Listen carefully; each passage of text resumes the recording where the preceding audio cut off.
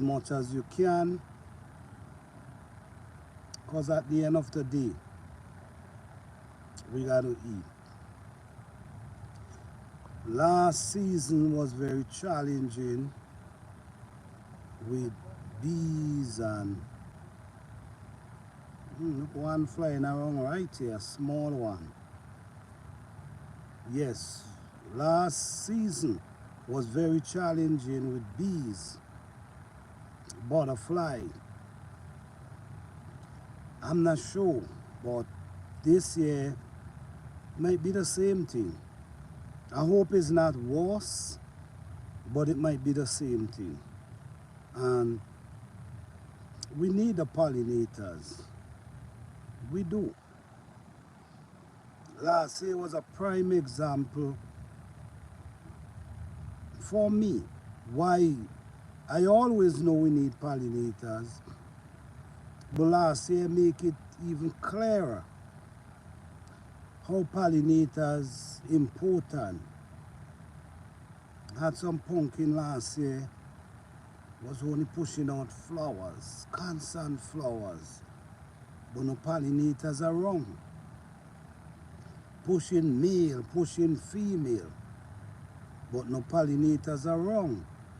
And the female was just falling. And one day, I look in the garden, and there was bees, so much bees in the pumpkin, in the male and in the female flowers. And after that day, I've seen so much pumpkin start producing. So the honest truth is, the pollinators is very important, even though we might think they're not. And I think it's time for we start to do things that can save our pollinators instead of get rid of them. We have to, because I'm telling you, a lot of plants do not get pollinated without these bees, butterfly, ants, all different kind of things we call bugs. Sometimes it's pollinators. And sometimes we try to get rid of them because they might be damaging a few of our plants. So we do things to get rid of them. But sometimes, if we understand how nature operates and how the ecosystem operates, we're gonna understand that these bugs, these things that we actually call bugs, actually well needed in our garden. Every one of them have their own purpose. Some protect your garden, some are there to protect your garden. Some are there to chase away certain insects that might be coming in your garden and eat up your vegetables and whatever. So sometimes, if we allow nature to walk constantly, we're gonna see a lot of changes. But the problem is, we allow it to get so far that it's gonna take a lot of work to get it back to that place, because we get rid of so much of these bugs that was well needed in our garden, or the insect that was well needed in our garden, and now we need them. We need them. Now we're seeing a lot of strange bugs appearing now, and when I really realize what is actually happening, the bugs them that we had around us that protects our garden, we get rid of them.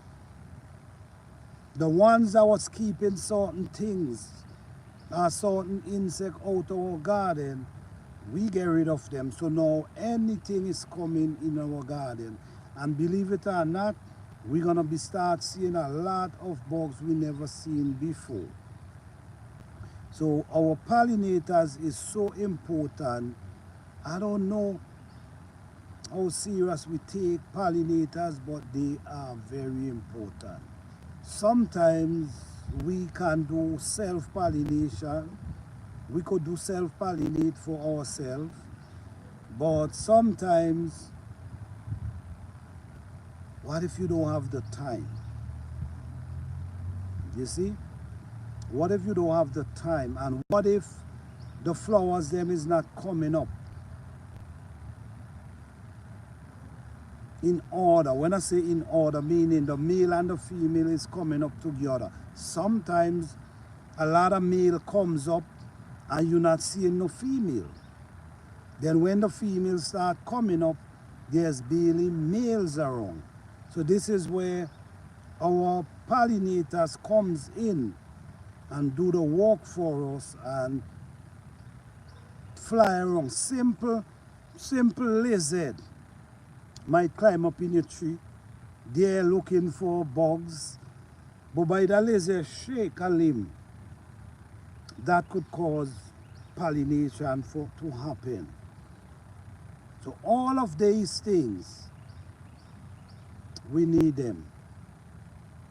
And they're very important to us. So although I only could do my part,